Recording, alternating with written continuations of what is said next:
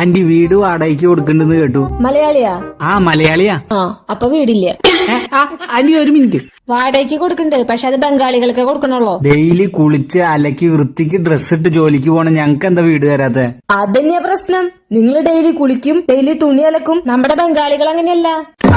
ആഴ്ചയിൽ ഒരിക്കലോ കുളിക്കുള്ളോ, മാസത്തിലൊരിക്കലോ തുണി കഴുകുള്ളോ. എനിക്ക് ഈ കറണ്ട് ബില്ല്, വാട്ടർ, മോട്ടർ ഒക്കെ ലാഭം. അതൊക്കെ പോട്ടെ, നീ എത്ര ദിവസം ജോലിക്ക് പോവും? ആഴ്ചയിൽ 3 ദിവസം പോവുള്ളൂ. ബാക്കിയുള്ള ദിവസം വീട്ടിൽ അത് ശരിയല്ല ഇത് ശരിയല്ല പറഞ്ഞിട്ട് എന്റെ ജീവൻ എടുക്കാൻ നിൽക്കും. നമ്മുടെ ബംഗാളികൾ അങ്ങനെയല്ല. അവരാഴ്ചയിൽ 7 ദിവസം ജോലിക്ക് പോവും. അത് രാവിലെ 9 മണിക്ക് പോയി കഴിഞ്ഞാൽ വൈകുന്നേരം 9 മണിക്ക് വരുള്ളൂ. അവരെ കൊണ്ട് ഒരു ശല്യം ഇല്ല. വണ്ടി ഉണ്ടോ കയ്യില്? 2 ബൈക്ക് ഉണ്ട്.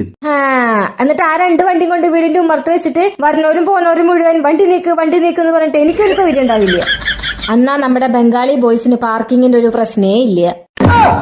അതൊക്കെ പോട്ടെ, ഫ്രണ്ട്സ് ഉണ്ടോ? ഫ്രണ്ട്സ് ഇല്ലാത്തവരുണ്ടാവോ?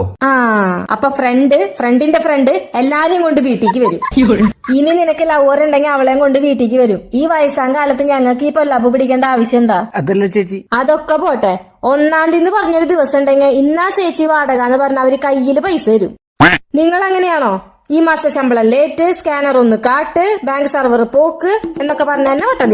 എനിക്കതിന്റെ ആവശ്യണ്ടാ?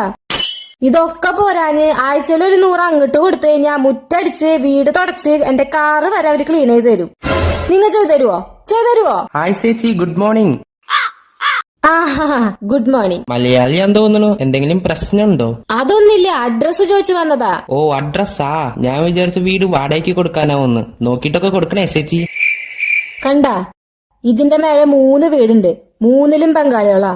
എനിക്ക് അവരെ സെറ്റ് ആവുള്ളൂ മോനെ. മോൻ വേറെ